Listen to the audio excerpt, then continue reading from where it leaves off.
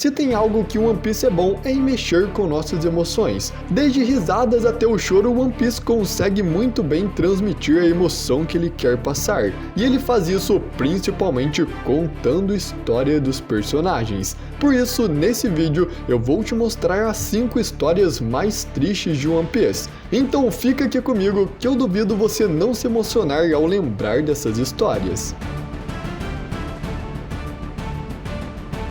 E bom galera, essa já é a parte 2 das histórias mais tristes de One Piece. Na parte 1 eu disse que poderia fazer a parte 2 e vocês pediram bastante. Então eu trouxe aqui mais 5 passados mais tristes de One Piece. E eu espero que você goste muito do vídeo. E claro, se você gostar, deixe o like para fortalecer o canal. E então vamos agora para as histórias mais tristes de One Piece. A história do Chopper é uma das que eu mais gosto porque traz uma lição para todos nós, de que a aparência não molda quem a pessoa realmente é. E é por isso que eu gosto tanto de One Piece, porque cada detalhe traz uma mensagem. O Chopper originalmente nasceu como uma rena, mas ele não era uma rena comum, ele nasceu com um nariz azul, que diferenciava ele de todas as outras de seu bando. Por esse seu nariz ser assim, todas as outras renas, inclusive os seus pais, o tratavam como um pária, um excluído, sempre fazendo ele seguir o rebanho de longe. Mas como ele não tinha uma consciência, ele aceitava tudo aquilo e achava que era normal. Até que tudo mudou quando ele encontrou uma fruta e a comeu. Essa era uma fruta rara que dava habilidades especiais e uma inteligência maior a qualquer ser que a consumisse. Essa era a fruta do humano. Com o aumento de inteligência concedido pela fruta, aquela rena agora estava bem ciente de toda a exclusão que sofria, e por isso ele partiu por conta própria, deixando seu rebanho, se tornando uma espécie de híbrido entre rena e humano. Pela fruta que ingeriu, ele pensou em fazer amizade com outros humanos, mas infelizmente suas tentativas de se comunicar com os humanos foram desastrosas, com os moradores o confundindo com o monstro e o atacando por isso. A rena, então ferida e totalmente solitária, sem ter para onde voltar, foi resgatada por um médico charlatão da ilha Drum, o Dr. Hiriluk, que deu o nome à rena de Chopper, e o acolheu como seu amigo e seu assistente nos seus trabalhos desastrosos de médico. Hiriluk foi o primeiro que aceitou Chopper como ele era, e não ligou pela sua aparência, se tornando realmente um amigo da pequena rena solitária. Embora os atos e os valores de médico do Hiriluk fossem duvidosos, ele se tornou o principal modelo que o Chopper se inspirava. Hiriluk ensinou a Chopper sua filosofia de vida, que todas as doenças podem ser curadas, e também sua forte fé na caveira da bandeira pirata como um símbolo de força contra todas as probabilidades, e esses se tornaram também os valores do Chopper.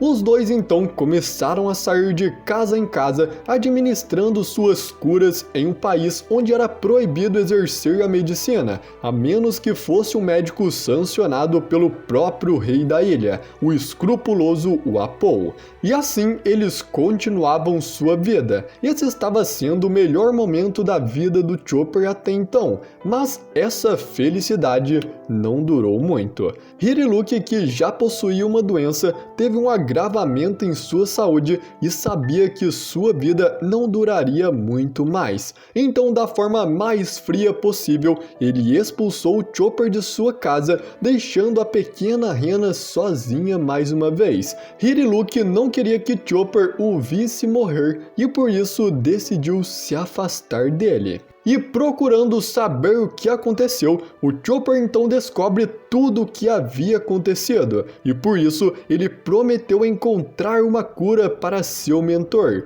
o seu único amigo. Procurando no livro de médico, ele logo encontrou a cura que procurava, um Amildak, um tipo especial de cogumelo marcado com uma caveira e ossos cruzados. Embora ele não sabia o que esse sinal significava devido aos elogios de Hiriluk aos piratas e a caveira da bandeira pirata, ele decidiu ir atrás. Lembrando que ele ouviu de alguns aldeões que um certo tipo de cogumelo pode curar todas as doenças, Chopper rouba o livro médico favorito de Hiriluk para encontrar esse suposto cogumelo milagroso. A árdua jornada do Chopper foi um sucesso. Embora ele tenha arriscado a vida e sofrido muitos ferimentos no caminho, o pior de tudo que aconteceu com ele foi quando, durante sua jornada pelo deserto para chegar ao cogumelo, que crescia no topo de um penhasco traiçoeiro, ele teve que atravessar o território de seu antigo rebanho. Embora a maioria do rebanho parasse e apenas o encarasse com desprezo, o líder, um macho mais velho e cruel cuja testa estava coberta de cicatrizes de combate, queria matá-lo por ele retornar depois de ser totalmente excluído. Ele então atacou Chopper com uma raiva de preconceito e rancor, e com toda aquela confusão o Chopper foi forçado a revidar, já que essa era a única maneira de chegar até o cogumelo. Embora Chopper tenha derrubado o líder, a Rena se levantou e o atacou por trás com o objetivo de tirar sua vida. Eles então se envolveram mais uma vez em uma luta feroz e Chopper venceu, permitindo que ele pegasse o Amildak. No entanto, ele mal conseguiu sair da luta vivo, voltando para Hiriluk muito enfraquecido, com o chifre esquerdo quebrado, arrastando uma perna gravemente quebrada e coberto de muitos hematomas e feridas ensanguentadas. Hiriluk então, cheio de lágrimas de gratidão, comeu o cogumelo para mostrar seu amor e apreço ao Chopper, apesar de saber que isso acabaria com sua vida. E achando que salvou o seu amigo, Chopper fica feliz, até que ele descobre mais tarde pela doutora Kureha que ele havia dado ao Hiriluk um cogumelo venenoso, e que o símbolo de caveira significa algo que não pode ser ingerido. Chopper, sem acreditar, a chama de mentirosa, mas ela lhe diz que era verdade e que ele precisa de habilidades médicas reais e treinamento ou não poderá salvar ninguém. Chopper, percebendo o que havia feito, começa a soluçar incontrolavelmente enquanto Kureha sente pena da Rena tola. Mas Hiriluk não viveria muito mais de qualquer maneira, e Kureha supõe que ele escolheu o castelo de Drum para ser seu túmulo, e Chopper, ao ouvir isso, imediatamente corre até o castelo. Hiriluk, que já estava pronto para tirar sua vida, declarando que teve uma vida maravilhosa, e depois de agradecer ao Chopper, ele se explodiu, antes de ser morto pelo veneno do cogumelo, para que o Chopper não fosse o culpado de sua morte.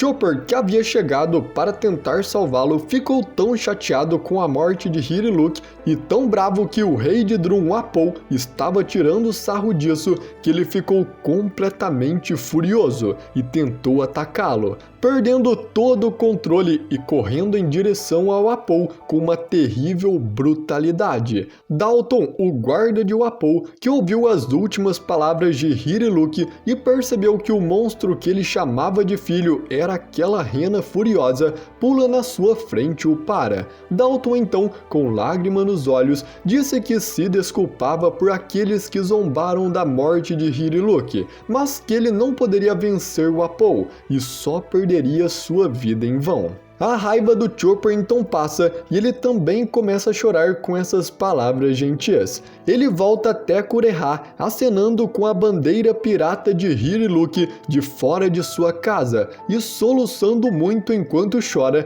ele implora que ela o ensine medicina, jurando que ele se tornará um grande médico. Quanto ao último desejo de Hiriluk, Kureha então levou Chopper e lhe ensinou medicina real pelos próximos 6 anos. anos. Chopper trabalhou o máximo que pôde para se tornar um médico como seu ídolo e para um dia descobrir a cura para todas as doenças que Hiriluk tanto procurava. E eu fico muito feliz que mesmo passando por tudo isso, o Chopper tenha superado esses preconceitos em sua vida. É claro que no início da história, quando conhecemos ele ainda tinha o receio de se mostrar a outros humanos. Ele tinha muito medo de ser rejeitado e chamado de monstro mais uma vez. Mas com sua viagem com Luffy, na sua tripulação no mínimo estranha, ele percebeu que ser estranho nem sempre é algo ruim. Agora, o passado de Boa Hancock nos mostra um pouco do quão terrível é a vida dos escravos de nobres mundiais. E sério, eu não gosto nem um pouco desses nobres, e o dia que eu dormi melhor em toda a minha vida foi quando vi o episódio do Luffy acertando um socão no desprezível do São Carlos. A Hancock era uma criança comum e teve uma infância normal até os seus 12 anos, e quando ela fez 12 anos, ela e suas irmãs decidiram se tornar piratas, entrando na tripulação dos piratas Kuja, e estavam navegando em seu navio quando, de repente, foram capturadas por traficantes de escravos e vendidas aos nobres mundiais. Durante seu tempo como escrava, eles deram a Hancock a Mero Mero no Mi para entreter seus senhores. As três irmãs sofreram os maiores horrores imagináveis. Naqueles dias terríveis, elas não tinham esperança nenhuma. Tudo o que elas podiam fazer era desejar a morte. E isso continuou por longos 4 anos, até que um dia, em uma noite, um incidente abalou o governo mundial. Ninguém ia contra os nobres mundiais, essa era uma regra absoluta, mas um homem se opôs a isso. Fisher Tiger apareceu na Terra Sagrada dos Nobres e liberou tantos escravos quanto pôde sem discriminação, mesmo que seu objetivo fosse simplesmente a libertação dos escravos homem-peixe. Ele libertou todos que conseguiu, e Hancock com suas irmãs foram alguns dos escravos que conseguiram fugir. Então, deixadas sem ter para onde ir, as irmãs acabaram sendo resgatadas pelo Elder Neon, Silver Rayleigh e Shakuyaku e levadas de volta para casa. Mas a marca da escravidão, o símbolo dos nobres mundiais, foi queimado profundamente em sua carne. Hancock então escolheu esconder a marca e seus poderes de Akuma no Mi de todos, e disse às suas companheiras Kuja que era uma punição por matar uma Górgona, já que se a verdade fosse revelada, as três irmãs não teriam para onde ir. Com isso, ela e as suas 2 irmãs ganharam o apelido de As Irmãs Górgonas. Infelizmente, apesar de ser libertada, as experiências pelas quais Hancock passou corromperam sua personalidade, e ela mais tarde cresceria desconfiando de todo mundo, com exceção de suas irmãs, especialmente dos homens, por ter sido homens que a escravizaram, e por isso ela cultivou um grande ódio por eles. Ela também odeia especialmente o governo mundial, em particular os nobres mundiais. E ao longo dos anos, Hancock se tornou uma mulher fria, enterrando qualquer sentimento caloroso de bondade e sensibilidade dentro dela, sendo egoísta com seus companheiros e indiferente com seu povo. Quando Hancock tinha 18 anos, com seu poder, ela se tornou a Imperatriz das Kuja, e rapidamente ganhou uma reputação notória apesar de sua pouca idade, chamando a atenção dos fuzileiros navais e até mesmo do governo mundial, que estavam com medo de seu potencial, já que ela ganhou uma grande recompensa depois de fazer apenas uma viagem pelo mar. Hancock mais tarde optou por se juntar aos Chichibukais para proteger suas companheiras Kuja, formando um tratado para proteger sua terra natal do governo, impedindo qualquer um de entrar ali. O que a Hancock passou na escravidão é algo que está enraizado nela até hoje. Por mais que ela tenha aprendido um pouco mais com Luffy que seus companheiros são importantes, a Hancock continua desconfiando de todos. E isso é um trauma que será muito difícil de superar. O passado de Baby 5 foi menor sem nem mesmo ter uma página inteira, mas sua história é triste e mostra um pouco de como ela formou sua personalidade e todo o trauma psicológico que sua mãe causou nela. Baby 5 nasceu na Vila Quen, uma pequena vila com uma pastagem árida. A única vegetação na aldeia são árvores mortas e ervas altas que estão caídas devido à falta de água. Seus cidadãos são todos desnutridos e desamparados, fazendo eles verem a Baby 5 apenas como um fardo. Sua mãe, então, olhando para sua filha, diz que ela não era útil para nada e que ainda comia uma porção inteira de comida para uma pessoa. Ela também diz que não tem comida para alimentar mais uma boca e abandona a garota nas montanhas, dizendo para ela não o seguirem de volta, porque ela é uma inútil e eles não precisam dela. Ouvir algo assim da própria mãe deve ser algo difícil para qualquer criança, e para suprimir esse trauma desde então, Baby 5 ficou obcecada em servir aos outros, a fim de se sentir necessária e útil para os outros. Seu trauma a marcou profundamente, e ela carregou isso consigo até a fase adulta. Já agora a história do Gaimon é triste. Ele foi abandonado pelos seus companheiros e ainda dedicou sua vida inteira a uma mentira. Mas no final, ele tirou algo de bom de tudo isso e ainda ficou contente com sua condição. Ele, apesar de ter um passado triste que marcaria muitos personagens, mostra que sempre há algo bom para tirar de tudo. E é por isso que, apesar de ser aleatório, eu gosto bastante desse personagem. Gaimon antigamente fazia parte de uma tripulação pirata com cerca de 200 homens. Com o tempo, eles seguiram relatos de tesouros enterrados até a Ilha dos Animais Raros, procurando o tesouro lá por 3 semanas sem parar.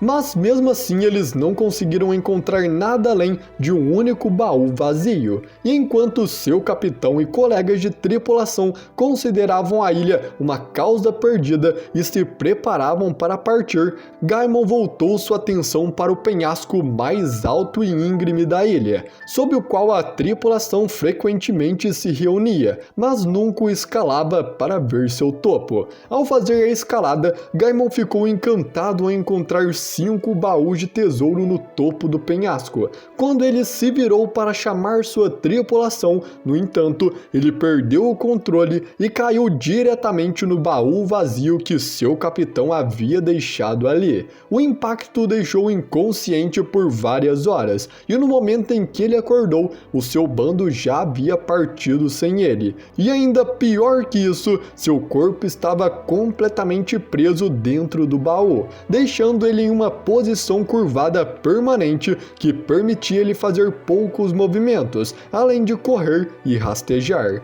Embora ele não pudesse mais alcançar os baús no topo do penhasco por não conseguir escalar, ele se recusou a desistir do tesouro, e ao longo dos anos seguintes, ele se adaptou à sua nova condição e agiu como o guardião da ilha, amedrontando e expulsando quaisquer recém-chegados para que eles não encontrassem o seu tesouro. Enquanto fazia isso, ele fez amizade com os muitos animais bizarros que povoavam a ilha e passou a valorizá-los também. Mas o que torna a história do Gaimon realmente triste é que, apesar de tudo o que ele fez para pegar o tesouro, quando ele finalmente teve a chance de pôr as mãos nele depois de décadas na ilha, os baús estavam todos vazios e ele ficou apenas guardando o ar. Saber disso levou o Gaimon às lágrimas, mas ele se recusou a se desesperar e resolveu passar o resto de seus dias protegendo todos os animais raros daquela ilha, que ele considerou ser seu verdadeiro tesouro. O passado da Robin com certeza é um dos mais sofridos de toda a história. Toda sua infância foi completamente perdida. Ela cresceu como uma garotinha sem direitos. Tudo isso apenas por saber de algo que o governo mundial não quer que ninguém saiba. A Nico Robin nasceu na ilha de Ohara e veio de uma família de arqueólogos. A sua mãe, a Nicolvia, saiu para o mar para encontrar a verdadeira história do mundo, quando a Robin tinha apenas 2 anos. deixando ela aos cuidados de seu irmão e da esposa de seu irmão, Roger. Robin então cresceu e mostrou ser uma garota muito inteligente, visitando frequentemente a árvore do conhecimento para ler seus livros. Roger abusava verbalmente e fisicamente da pequena Robin. Ela deixou bem claro uma e outra vez que a Robin não era desejada e esperava que ela ficasse fora de sua vista, e também não tinha permissão para participar de celebrações familiares. Os poderes de sua Akuma no Mi, que ela comeu ainda na sua infância, muitas vezes assustavam as outras crianças.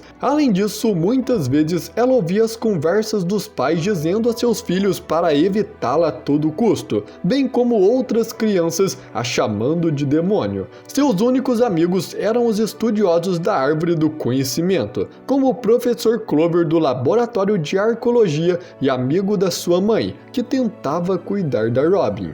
Com apenas 8 anos de idade, a Robin foi aprovada em um exame de arqueologia e foi oficialmente considerada uma estudiosa de Ohara. No entanto, quando ela anunciou que, como sua mãe, queria descobrir a verdadeira história não registrada do mundo, ela foi repreendida por Clover, que disse que ela seria banida da biblioteca se continuasse com esse objetivo. Robin então fugiu chorando e foi para a praia noroeste de Ohara, onde conheceu o gigante Jaguar de Sal. Os dois se tornaram amigos e Robin continuou a visitá-lo nos 4 dias seguintes, enquanto ele construía sua jangada. Mas depois que Sal descobriu que ele estava em Ohara e descobriu que Robin era filha de Olvia, ele informou a Robin que navios de batalha da marinha estavam a caminho para destruir Ohara devido aos estudiosos estarem estudando os poneglyphs, algo totalmente proibido pelo governo mundial. Enquanto isso, a mãe da Robin, Olvia, conseguiu fugir da marinha e voltou para avisar os arqueólogos de Ohara, dizendo que eles precisavam fugir, mas eles se recusaram a deixar Ohara. Robin, então, que descobriu que sua mãe estava na ilha, correu até a árvore do conhecimento para perguntar a Clover sobre ela, mas assim que ela chega, a CP9 chega logo atrás e começa a procurar provas que incriminam os arqueólogos de estudar conhecimento proibido. Eles então descobrem sua sala secreta e todos os arqueólogos são presos. Enquanto está sendo levado, Clover pede para Robin fugir, porque ela também é uma arqueóloga agora, mas ela se recusa. Porém, os marinheiros não sabiam que a Robin era arqueóloga, por ser uma criança, e não fizeram nada com ela. Com isso, todos foram para fora e o comandante da operação sentencia todo Ohara à morte pelo Buster Call, ativando o chamado da destruição e pedindo para todos os civis que não fossem arqueólogos para fugirem em um navio de fuga, porque Ohara seria completamente destruída junto com todo o seu conhecimento. O Buster Call então começou, e vendo que os navios de batalha da marinha já haviam chegado, o Sal correu para encontrar a Robin, e quando o ataque a Ohara começou, eles descobriram que a Robin também tinha a capacidade de ler poneglyphs, e ela foi deixada também para morrer. Assim que Sal chegou, a mãe da Robin pediu a ele que se certificasse de que sua filha fosse levada em segurança para fora da ilha, e disse a Robin que ela deveria continuar vivendo. Robin implorou para sua mãe ir com ela, mas Olvia insistiu em ficar, pois havia algo mais que ela precisava fazer. Sal então seguiu o desejo de Olvia e conseguiu chegar à costa da ilha, mas os navios da marinha o viram e abriram fogo. Sal, vendo que poderia ferir a Robin, a deixa no chão e vai enfrentar os navios,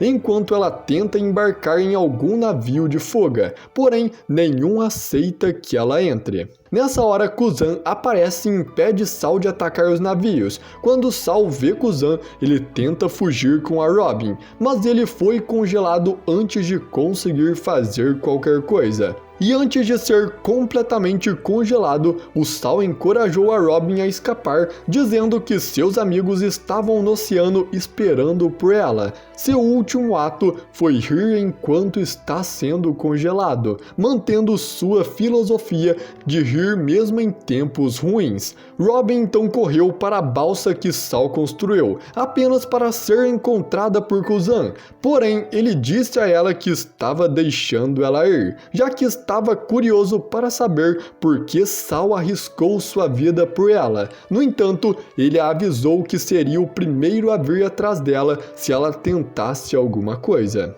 Robin então partiu em um barco guiado por um caminho de gelo que Kuzan fez para ela, lembrando-se das palavras de Sal. Ela tentou rir, mas chorou quando Ohara foi completamente queimada, deixando ela como a única sobrevivente. Quando o governo mundial descobriu que ainda havia uma sobrevivente de Ohara, eles decidiram colocar uma recompensa na sua cabeça, não se importando se ela era apenas uma garotinha, espalhando a mentira de que ela fundou 6 navios para encobrir a verdade. O governo mundial a rotulou de demônio de Ohara e eles divulgaram que ela representava uma ameaça, e logo o mundo sofreu uma lavagem cerebral para pensar que a Robin estava tentando destruir o mundo. Essa fofoca negativa se espalhou pelo mundo. Termos como a garota demônio nasceram junto com a crença de que sua própria existência é um pecado e a consideravam um terror. A vida inocente da pequena Robin foi completamente arruinada e ela cresceu sendo odiada e traída por todos em sua volta.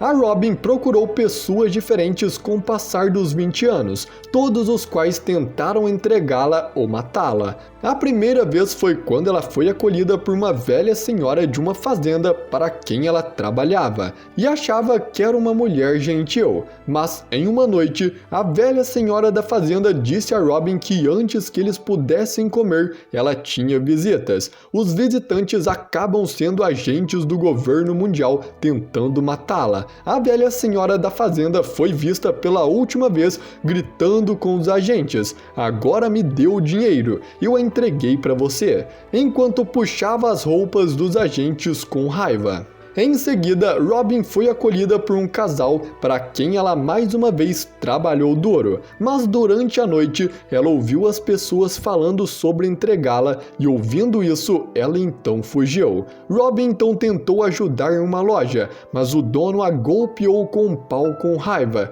dizendo a ela que ela não tinha permissão para entrar. Levando uma vida miserável, ela passou a entrar em bandos piratas e sempre os traíam. Ela também não confiava mais em ninguém e sua vida se baseava em medo e traição. Essa história nos mostra como o governo, que diz ser a justiça absoluta do mundo, age mesmo com uma criança. A infância da Robin foi completamente perdida, com ela apenas fugindo e traindo piratas para sobreviver. Ela cresceu como uma pessoa sem direitos.